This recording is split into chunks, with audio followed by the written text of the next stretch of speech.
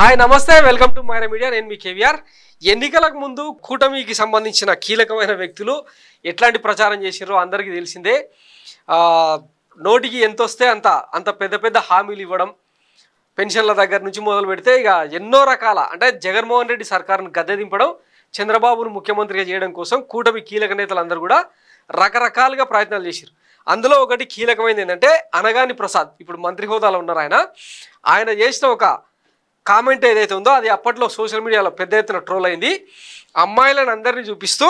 మీకు 15,000 మీకు 15,000 మీకు 15,000 అన్న ఆడియో ఉంది కదా దాని మీద ఇప్పుడు స్పూఫులు రెడీ అవుతా ఉన్నాయన్నమాట సోషల్ మీడియా వేదికగా ఒకసారి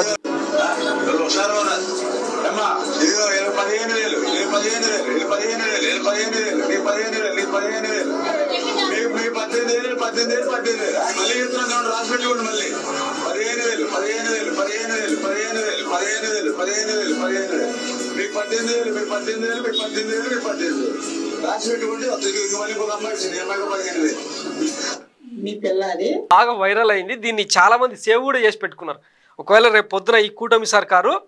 ఎవరినైనా మోసం చేసే ప్రయత్నం చేస్తే దీన్ని చూపెట్టి ఆటాడుకుందామని చెప్పి దాన్ని అట్లా ఆర్కైవ్స్లో పెట్టుకున్నారు అనమాట ఇప్పుడు దీని మీద స్పూఫులు వస్తున్నాయి ఒకసారి చూడండి ఎంత కామెడీ ఉందో ఈ క్రియేటివిటీకి హ్యాట్స్ ఆఫ్ చెప్పాలి పిల్లాది నీ 18,000 నీ 15,000 నీ 15,000 నీ 15,000 నీకు 18,000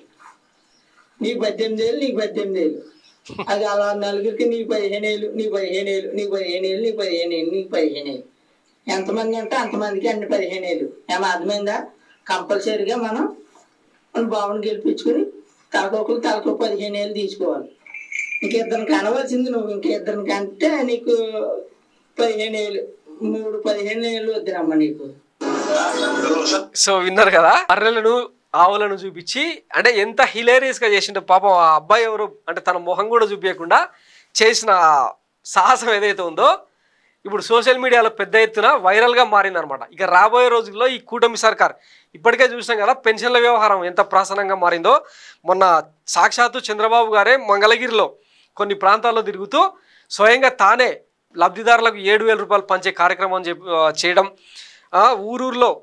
జనసేన టీడీపీ కార్యకర్తలు జెండాలు వేసుకొని మరి పెన్షన్ ఇంటింటికి వెళ్ళి ఇచ్చిన కార్యక్రమం చూసి అంతా నివ్వెరబోయినారు జాతీయ స్థాయిలో కూడా అవి పెద్దగా ట్రోల్ అయినాయి అనమాట సో ఆ పెన్షన్లు ఎంతమందికి ఇచ్చిరు ఎంతమందికి ఎగ్గొట్టిరు అన్నది ఇప్పటిదాకా బయటకు రాలేదు వెలుగు చూడలేదు కానీ క్షేత్రస్థాయిలో మాత్రం తీవ్రమైన ఆరోపణలు వెల్లువెత్తుతూ ఉన్నాయి సో రాబోయే రోజుల్లో ఇక ఈ నేపథ్యంలో ఎందుకంటే బడ్జెట్ లేదు రాష్ట్ర ఆర్థిక పరిస్థితి దివాలా తీసిందని చెప్పి వీళ్ళే చెప్తా ఉన్నారు కేంద్ర ప్రభుత్వం నుంచి వచ్చే నిధులు గ్రాంట్స్ అప్పులు బాండ్స్ ఇవన్నీ తాకట్టు పెట్టి తేవాల్సిన అవసరం ఉంది దీంతోపాటు చంద్రబాబు గారు అమరావతిని ప్రథమ ప్రాధాన్యంగా పెట్టుకున్న నేపథ్యంలో మరి దాన్ని ఎట్లా అకామిడేట్ చేస్తారు తర్వాత ఈ సంక్షేమ కార్యక్రమాలను ఎట్లా ముందుకు తీసుకెళ్తారు అన్నది ఒక పెద్ద సవాల్గా మారింది ఒక పెద్ద మిస్టరీగా మారింది అన్నమాట ఈ నేపథ్యంలో ఇక రాబోయే రోజుల్లో ఏ చిన్న అంటే వాళ్ళు ఇచ్చిన హామీలనే ఎండగడుతూ ఇట్లాంటివి పెద్ద ఎత్తున వచ్చే అవకాశం ఉంటుంది ఒకసారి మళ్ళీ చూద్దాం నీకు 15,000 నీకు 18,000 నీకు 18,000 నీకు 18,000 అది అలా నలుగురికి నీ 15,000 నీ 15,000 నీ 15,000 నీ 15,000 నీకు 15,000 ఎంతమంది అంటే అంతమందికి అన్ని 15,000 ఏమో అర్థమైందా కంపల్సరీగా మనం బాబుని గెలిపించుకుని తలకొకరు 15,000 తీసుకోవాలి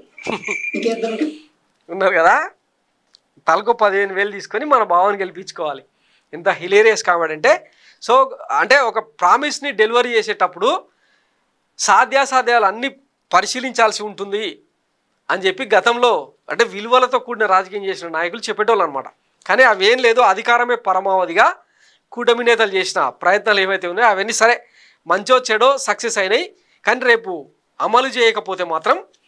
తీవ్రమైన తిరుగుబాటు అయితే రావడం గ్యారంటీ సో అది రాకుండానే ముందుగానే కొన్ని జాగ్రత్తలు తీసుకోవాల్సిన అవసరం ఉంటుంది లేకపోతే ఇక చంద్రబాబును వచ్చే ఎన్నికల తర్వాత మర్చిపోవాల్సిన అవసరం కూడా ఉంటుంది సో దాన్ని దృష్టిలో పెట్టుకొని పాలన సాగించాల్సిందిగా విజ్ఞప్తి చేస్తున్నాం thanks for watching Myra media నేను మీ కేవీఆర్ థ్యాంక్ యూ